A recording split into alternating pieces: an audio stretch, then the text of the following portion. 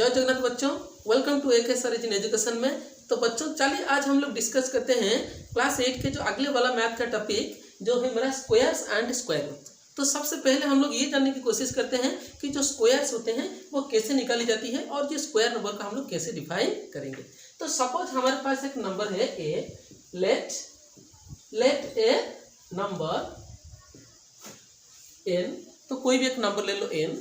तो इसका स्क्वायर हम लोगों को डिफाइन करने के लिए क्या होगा कि इस नंबर को खुद के साथ मल्टीप्लाई करना होगा, यानी n का स्क्वायर निकालने के लिए, यानी n का स्क्वायर को हम लोग रिप्रेजेंट करेंगे n का स्क्वायर, यानी कोई भी नंबर का स्क्वायर निकालने के लिए हम लोग क्या करेंगे कि उसी नंबर को उसके साथ मल्टीप्लाई करेंगे। सपोज हम लोगों को निकालना है 1 का स्क्वायर, तो 1 का स्क्वायर निकालने के लिए हम लोग क्या करेंगे कि 1 को 1 के साथ मल्टीप्लाई करेंगे, तो मेरा आंसर यहाँ पर आ जाएगा 1। और इसके बाद अगर 2 का स्क्वायर हमें निकालना है तो हम लोग क्या करेंगे कि सिंपली 2 को 2 के साथ मल्टीप्लाई करेंगे, जो कि मेरा आ जाएगा 4। तो यानी 1 का स्क्वायर है मेरा 1 और 2 का स्क्वायर मेरा क्या हो गया 4। तो इसी तरह हम लोग क्या करते हैं कि 10 तक निकाल लेते हैं इन स्क्वायर के वैल्यू, जो कि हमें बहुत आगे ही वीडियो में जरूरत होने वाली है, और कैसे कि हम लोग उसे इस्तेमाल करेंगे हम लोग देखेंगे। तो 3 का स्क्वायर उसी तरह तुम लिख सकते हो 3 × 3, जो कि मेरा हो जाएगा 9, और 4 का स्क्वायर हो जाएगा 4 × 4, जो कि हो जाएगा 16, और 5 का स्क्वायर क्या हो जाएगा 5 × 5, जो कि हो जाएगा मेरा 25, और 6 का स्क्वायर 6 × 6, जो कि हो जाएगा 36, और जो 7 का स्क्वायर 7 × 7, जो कि मेरा हो जाएगा 49, और उसी तरह 8 का स्क्वायर हो जाएगा 8 × 8, जो कि मेरा हो जाएगा 64, और 9 का स्क्वायर मेरा क्या हो जाएगा 9 × 9, जो कि मेरा क्या हो जाएगा 81, और इसके बाद जो आखिरी वाला है 10, तो 10 का स्क्वायर हो जाएगा 10 × 10, जो कि मेरा हो जाएगा 100। क्या हो जाएगा 100। तो जैसे कि आप लोग देख पा रहे होंगे कि मैंने 1 से लेकर 10 तक सभी के स्क्वायर को वैल्यू को हमने निकाल लिया। तो आप लोग यहाँ पर एक चीज जरा नोटिस करेंगे कि जो नंबर होती है, जो नेचुरल नंबर होती है, तो वो बेसिकली स्टार्ट होती है 1 2 3 4 5 6 7 8 9 10 एक्सेट्रा एंड सो ऑन। तो ऐसे ये चलता चला बढ़ता चला जाता है, लेकिन इनमें से जो 1 है 4 है और जो 9 है, तो ये जो सारे नंबर्स होते हैं वो क्या होते हैं कि हम लोग को उसे product of two same number के रूप में लिख सकते हैं, यानी वो क्या होते हैं कि किसी भी नंबर का, नेचुरल नंबर का एक स्क्वायर होते हैं। तो इन्हीं नंबर को ही हम लोग बोलते हैं परफेक्ट स्क्वायर। क्या बोलते हैं परफेक्ट स्क्वायर, या स्क्वायर नंबर भी बोल सकते हैं, यानी 1 4 9 और इसके बाद क्या आ जाएगा मेरा 16 और 25। तो इन सब को हम लोग क्या बोलते हैं परफेक्ट स्क्वायर। क्या बोलते हैं परफेक्ट स्क्वायर। तो चलिए अब हम लोग नेक्स्ट ये जानने की कोशिश करते हैं कि अगर हमें एक गिवन नंबर है तो वो एक परफेक्ट स्क्वायर है या नहीं, कैसे चेक करें। तो इसके लिए बहुत सारे रूल्स हैं। तो सबसे पहला रूल को जानने के लिए हम लोगों को एक छोटी सी कॉन्सेप्ट यहाँ पर समझना होगा कि 1 का जो स्क्वायर हम लोग निकाल रहे हैं, तो मेरा यहाँ पर जो प्लेस में, यूनिट प्लेस में वैल्यू आ रहा है, तो वो क्या है 1, क्योंकि ये एक ही प्लेस है। लेकिन यहाँ पर जब हम लोग क्या करें कि 9 का स्क्वायर निकल रहे हैं, तो यहाँ पर देखो यूनिट प्लेस का वैल्यू क्या आ रहा है 1 आ रहा है। तो इसका मतलब और भी कुछ चीजें हैं, जैसे कि 2 का स्क्वायर आ रहा है क्या 4, और यहाँ पर हमारा जो 8 का स्क्वायर है उसका यूनिट डिजिट आ रहा है 4। तो चलिए नेक्स्ट ऐसे क्वेश्चन लेकर कोशिश करते हैं, उनकी स्क्वायर निकलते हैं जिसके कि यूनिट प्लेस में 1 हो और यूनिट प्लेस में 9 हो। क्या उनका भी जो स्क्वायर आएगा उन नंबर का, क्या उनके यूनिट प्लेस में 1 आता है या नहीं, चेक कर लेते हैं। तो जैसे कि 11 का स्क्वायर मेरा हो जाएगा 121। तो इसका मतलब देखो यहाँ पर इसका जो यूनिट प्लेस में 1 है, तो यहाँ पर मेरा यूनिट प्लेस में आ गया 1। और एक 9 लेकर यूनिट प्लेस में चेक करते हैं, जैसे कि 19 का स्क्वायर, क्या ले लेते हैं 19 का स्क्वायर, जो कि हो जाएगा 361। तो यहाँ पर भी देखो यूनिट प्लेस में मेरा क्या आ गया 1। तो इसका मतलब चाहे वो कितना भी बड़ा नंबर हो, अगर उसके यूनिट प्लेस में 1 है या 9 है, तो हमेशा जो स्क्वायर उसका निकलेगा तो उस स्क्वायर नंबर के यूनिट में भी क्या होगा 1 होगा। तो इसी तरह जितने भी रिलेशन है हम लोग लिख सकते हैं, जैसे कि unit place of the number, unit place of A number क्या है कि अगर 1 और 9 है, तो अगर उसका जो स्क्वायर आ जाएगा तो स्क्वायर का यूनिट प्लेस क्या आ जाएगा कि unit place of the square number. तो unit place of the square number, okay. तो कोई भी इतना बड़ा नंबर हो, अगर उसकी यूनिट में आ रहा है कि यहाँ पर यूनिट प्लेस में 1 और 9, तो जब उसका स्क्वायर होगा तो स्क्वायर होने के बाद उसका यूनिट प्लेस में जो वैल्यू आएगा वो क्या आएगा 1। और अगर वो 2 और क्या है, तो जैसे कि यहाँ पर 2 में आ रहा है 4 और 8 में आ रहा है 4, अगर वो यूनिट प्लेस क्या है एक नंबर का जिसका कि हम लोगों को स्क्वायर निकालना है, अगर उसके यूनिट में 2 और 8 है तो जब स्क्वायर उसका निकलेगा तो यूनिट प्लेस में उसका वैल्यू क्या आएगा, हमेशा 4 आएगा। और इसके बाद आता है 3, और 3 का जो स्क्वायर होता है वो आता है 9, और जो 7 का स्क्वायर है उसका भी यूनिट प्लेस में आता है 9। तो इसका मतलब अगर कोई भी नंबर के यूनिट प्लेस में 3 और 7 हो और उनका जो स्क्वायर निकलेगा तो उनके जो यूनिट प्लेस में हमेशा क्या आएगा, 9 ही आएगा। और इसके बाद होता है 4, क्या होता है 4, तो 4 का स्क्वायर होता है क्या मेरा 16, और उसके बाद यहाँ पर यूनिट डिजिट में आ गया 6, और जो 6 होता है उसका स्क्वायर होता है 36, तो यहाँ पर क्या होता है कि इसका भी यूनिट आ गया 6। तो इसका मतलब जहाँ पर 4 और 6 हो कोई भी नंबर का यूनिट प्लेस में और उसका स्क्वायर निकल रहा है, जैसे कि यहाँ पर मैं 16 का निकलूंगा तो 16 का स्क्वायर क्या होता है मेरा 256, तो यूनिट प्लेस में मेरा क्या आएगा 6। तो इसका मतलब जहाँ पर 4 और 6 हो यूनिट प्लेस में तो उनका जो स्क्वायर आएगा, तो जो स्क्वायर नंबर का यूनिट प्लेस में क्या आएगा 6। और इसके बाद आता है 5, क्या आता है 5, क्या आता है 5। तो ये जो 5 है तो 5 का स्क्वायर क्या आता है, देखो 25।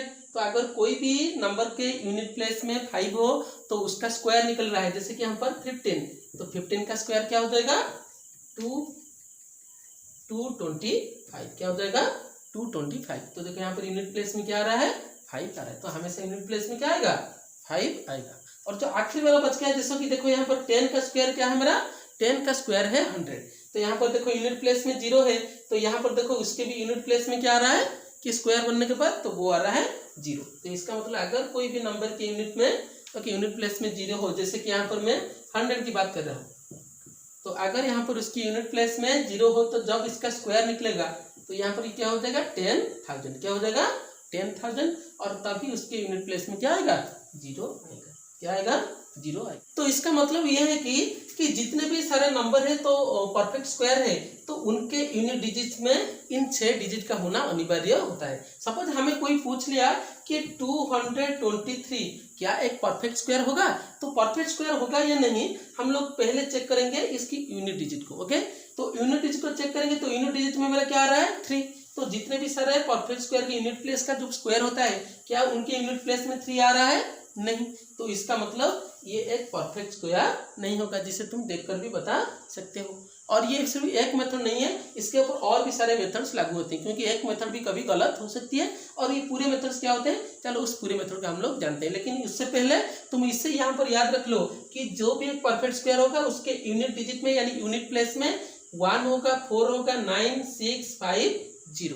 तो इसे मैं अरेंज कर लेता हूँ 1, 4, 5, 6, 9, 0, तो ये 6 डिजिट ही होगा। और ये 6 डिजिट के बाद जो बाकी जो 4 डिजिट बच गए, जैसे कि मेरा 2 और 3 और यहाँ पर 7 और 8, अगर किसी भी नंबर के यूनिट प्लेस में अगर ये 4 डिजिट है तो वो कभी भी एक परफेक्ट स्क्वायर नहीं होगा, जिसका एग्जांपल हमने यहाँ पर दिख लिया। तो चलो हम लोग कुछ मेथड्स यानी जो रूल्स होते हैं हम लोग उसे जान लेते हैं, जैसे कि हम लोग ये आइडेंटिफाई कर पाए कि वो एक परफेक्ट जो एक नंबर गिवन है तो क्या वो एक परफेक्ट स्क्वायर है या नहीं। अब हम लोग ये जानने की कोशिश करते हैं कि एक परफेक्ट स्क्वायर होता क्या है और उसकी जो सारी प्रॉपर्टीज होता है वो होता क्या है। तो जैसे कि हमें पता है कि एक परफेक्ट स्क्वायर कब हम लोग उसे बोलेंगे, जब हम कोई नंबर को रिप्रेजेंट करेंगे एक प्रोडक्ट ऑफ सेम 2 नंबर। जैसे कि अगर मेरे पास 49 है तो हम लोग इसे रिप्रेजेंट कर सकते हैं 7 × 7 के द्वारा, यानी ये हो जाएगा मेरा 7 का स्क्वायर। तो इसी से इन सारे नंबर को ही हम लोग बोलेंगे परफेक्ट स्क्वायर, जो कि एक्सप्रेस हो सकते हैं प्रोडक्ट ऑफ 2 सेम नंबर, तो वो हो जाएगा मेरा परफेक्ट स्क्वायर। तो इन सारे जो परफेक्ट स्क्वायर है तो इनके रिलेटेड जितने सारे प्रॉपर्टीज होते हैं चलो उनको पहले हम लोग स्टडी कर लेते हैं। तो सबसे पहला वाला प्रॉपर्टी जो परफेक्ट स्क्वायर का होता है, a perfect square can be expressed as the product of pairs of prime factors. तो जो प्राइम फैक्टर्स होते हैं 2, 3, 5, 7 एक्सेट्रा, तो इनके प्रोडक्ट में रूप में ओके वो रिप्रेजेंट हो सकते हैं और वो भी पेयर में, यानी 2 लिखाएं हम लोग ले सकते हैं। तो इसके बाद चलो देखते हैं एक क्वेश्चन का हम लोग लेते हैं, जैसे कि 36। तो क्योंकि ये क्या है मेरा परफेक्ट स्क्वायर, क्योंकि ये रिप्रेजेंट हो सकता है okay product of two same number. और भी अगर ये रिप्रेजेंट, अगर हम लोगों को कोई बड़ा वाला नंबर दे दिया हो और हमें ये पूछा होगा कि यार ये क्या है, परफेक्ट स्क्वायर है, तो तब हम लोग कैसे चेक करें? तो तब हम लोग क्या करेंगे, इसको जो जितने सारे प्राइम फैक्टर्स है तो उसको हम लोग लिखेंगे, और वो भी पेयर में। अगर वो पेयर में हमें मिल जाता है तो वो हो जाएगा परफेक्ट स्क्वायर, और अगर वो पेयर नहीं बना पाता तो वो हो जाएगा एक परफेक्ट स्क्वायर नहीं होगा। तो जैसे कि 36 को हम लोग जब प्राइम फैक्टर करेंगे तो सबसे 2 18 यहाँ पर हो जाएगा, और यहाँ पर 9 और यहाँ पर 3। तो यहाँ पर मेरा इसका हम लोग कैसे लिखेंगे, 2 × 2 3 × 3। तो देखो इससे तो सबसे पहले हमने प्राइम फैक्टर के रूप में लिखा, और वो भी क्या हो गया कि पेयर हो गया। तो इसका मतलब जो 36 है वो एक परफेक्ट स्क्वायर है। तो सेकंड प्रॉपर्टी है a perfect square okay always ends in 1 4 5 6 9 0। जैसे कि मैंने पढ़ाया था आपको पहले कि जो परफेक्ट स्क्वायर होगा तो उसके यूनिट प्लेस में हमेशा क्या रहेगा, 1 4 5 6 9 0। जैसे कि हमने बताया था कि अगर 11 का स्क्वायर है तो ये हो जाएगा 121। तो देखो यूनिट प्लेस में क्या आएगा, 1। और अगर कोई नंबर ऐसे दे दिया आपको कि बोला 123, क्या है कि परफेक्ट स्क्वायर है या नहीं, तो देखो इसके यूनिट प्लेस में क्या आ रहा है, 3 आ रहा है। ओके, तो क्या इन 6 में से कोई डिजिट आ रहा है, तो नहीं आ रहा है, तो इसका मतलब ये परफेक्ट स्क्वायर नहीं होता। जो कि इसका जो थर्ड प्रॉपर्टी है वो उसमें कहलाता है ऐसे, ये perfect square never ends in 2 3 7 8। यानी कोई भी एक परफेक्ट स्क्वायर है अगर वो एंड हो रहा है तो 2 7 8 में, तो यहाँ पर क्योंकि यहाँ पर यूनिट प्लेस में 8 है तो कभी भी एक परफेक्ट स्क्वायर नहीं होगा। तो इसलिए यहाँ पर इसने जो थर्ड प्रॉपर्टी है वो ये बोला कि perfect square never ends in okay 2 3 7 8। यानी एक परफेक्ट स्क्वायर का यूनिट प्लेस में कभी भी 2 3 या 7 8 नहीं रह सकता। और इसके बाद जो अगला वाला प्रॉपर्टी आती है वो है एक परफेक्ट जो स्क्वायर होगा तो उसके जो उसको जीरोज हो गए उसमें जितने, तो वो होंगे इवन टाइम्स। क्या होंगे, इवन टाइम्स में हो गए। और भी बहुत सारे केसेस हैं जहाँ पर कि इवन टाइम जीरो के होने के बाद भी वो एक परफेक्ट स्क्वायर नहीं हो सकते। जैसे कि मैं आप लोगों को यहाँ पर एक एग्जाम्पल देकर समझता हूँ कि अगर 10 का स्क्वायर बोला है तो यहाँ पर मेरा क्या आ रहा है, 100। और अगर मुझे 100 का स्क्वायर बोला है तो वो आ रहा है क्या कि 10,000। तो इसका मतलब यहाँ पर देखो एक जीरो था 1 में तो उसका स्क्वायर आ गया 1 में 2 जीरो। अगर 1 में 2 जीरो है तो उसका स्क्वायर क्या आ गया, 1 में 4 जीरो। लेकिन अगर आपको कहीं भी ओके ये दे दिया कि 1 में कितना है कि और टाइम्स जीरो है, जैसे कि 5 बार अगर 1 में जीरो है तो वो कभी भी एक परफेक्ट स्क्वायर नहीं होगा। और 1 में अगर जो जीरो है अगर वो इवन टाइम्स है 2 टाइम्स या देखो 4 टाइम्स या 6 टाइम्स तो ऐसे है तो वो हो जाएगा एक परफेक्ट स्क्वायर। लेकिन कुछ ऐसे भी नंबर होते हैं जैसे कि 300, तो यहाँ पर देखो यहाँ पर क्या है, ये ना इवन टाइम्स जीरो है लेकिन ये एक परफेक्ट स्क्वायर नहीं होगा। क्या होगा, एक परफेक्ट स्क्वायर नहीं होगा।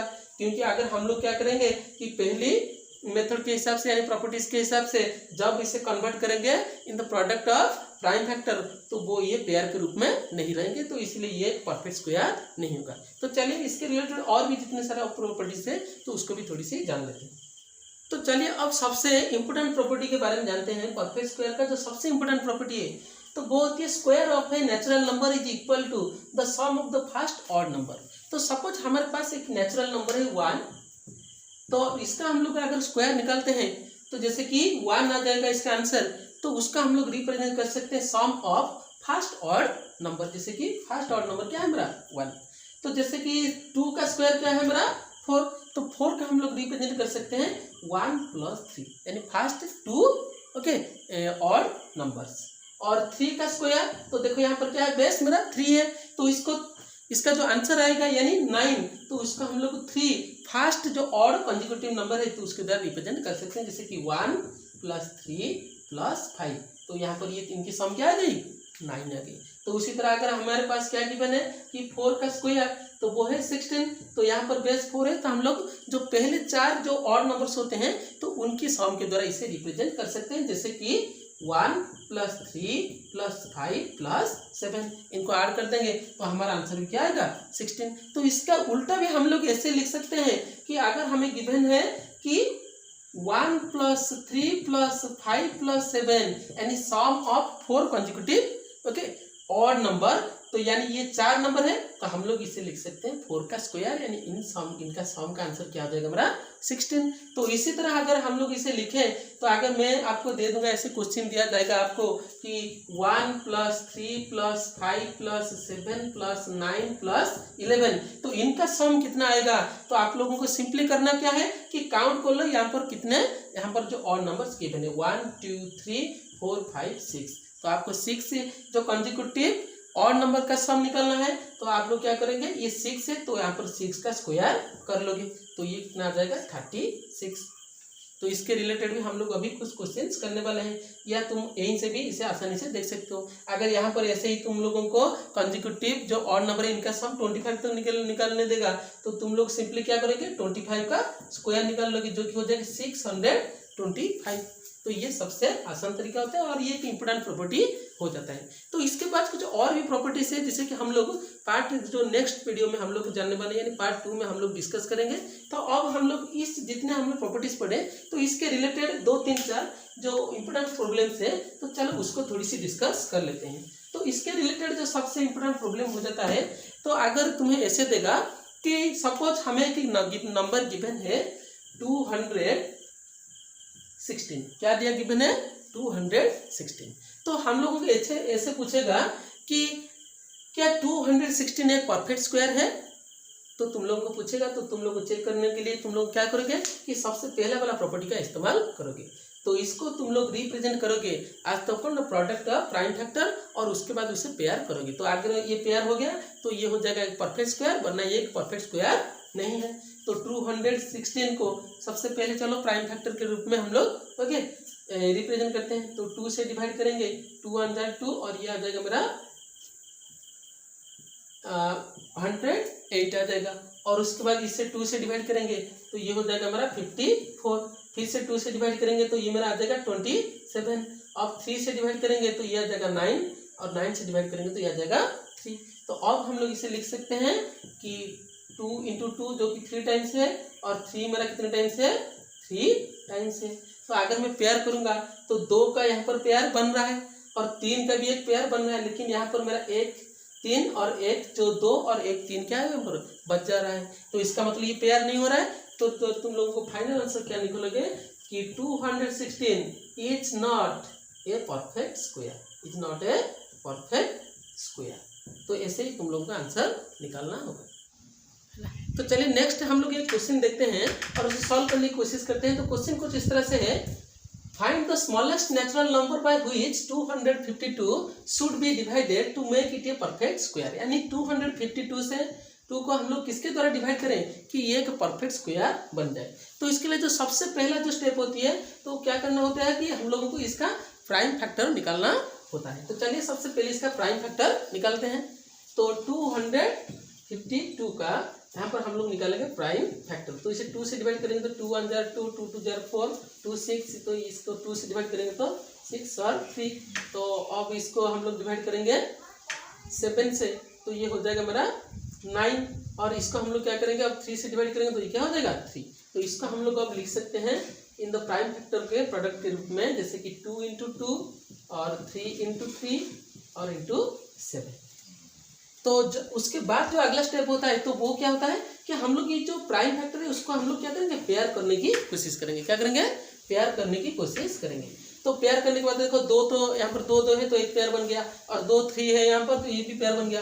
तो यहाँ पर ऑल पेयर हमारा क्या बच गया 7। क्या बच गया 7। तो इसका मतलब 252 को हम लोगों को 7 के द्वारा डिवाइड करेंगे तो मेरा इतना ही बचेगा। ओके, तो इसका मतलब 252 का हम 7 के द्वारा डिवाइड करेंगे तो ये एक बन जाएगा परफेक्ट स्क्वायर। तो इसका मतलब क्या है कि 252 must be divided by 7 to make it a perfect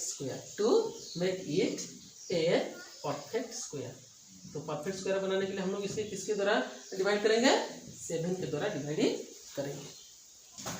और अगर क्वेश्चन हमें को भी ऐसा दे दिया कि find the smallest natural number by which 252 should B okay multiplied, divide के बदले में यहाँ पर हमें क्या देगा कि मल्टीप्लाइड।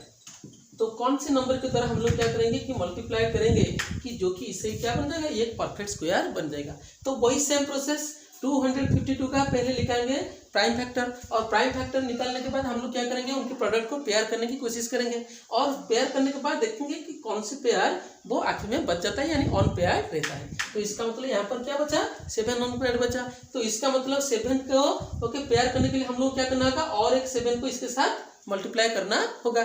तो इनडायरेक्टली हम लोग इसके साथ मल्टीप्लाई करने का मतलब क्या है कि 252 के साथ हम लोग क्या करेंगे, 7 को मल्टीप्लाई करेंगे। तो फाइनल आंसर में कैसे लिखेंगे कि 252 मस्ट बी मल्टीप्लाइड। ओके, तो यहाँ पर मल्टीप्लाइड क्या हो जाएगा, मल्टीप्लाइड। तो multiplied by 7 to make it a perfect square. तो 252 को अगर ऑन पेयर जितना बचा तो उसके द्वारा डिवाइड करेंगे। अगर ऑन पे अगर डिवाइड के बारे में पूछा, तो अगर मल्टीप्लाई के बारे में वो पूछेगा तो जो भी ऑन पेयर बच जाएगा उसी को ही हम लोग क्या करेंगे कि वो एक पेयर करने के लिए वही सेम नंबर को इसके साथ मल्टीप्लाई कर लेंगे। तो इसे ही हमारा ये क्वेश्चन का आंसर सॉल्व हो जाएगा। तो आज के लिए इतना ही बच्चों।